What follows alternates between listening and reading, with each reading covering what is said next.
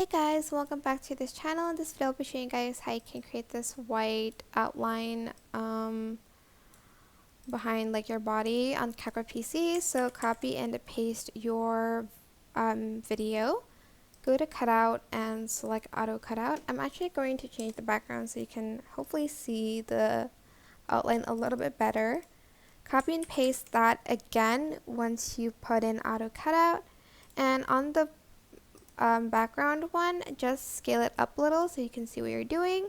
Go to adjustments and you're going to turn down the saturation, turn up brightness, turn up contrast, turn up highlight, turn up shadow, and turn up illumination. It looks weird right now, but right click, create compound clip, and then you're going to turn up brightness again, and that is it. Really, it is super simple, and now you have this kind of white outline at the back of your videos. So yeah, that is it. I hope this tutorial was helpful for you guys.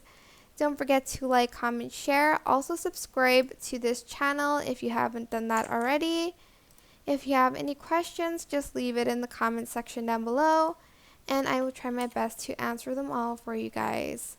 And if you found this video helpful, please click the thanks button above the description box down below. Thank you so much for watching. Bye!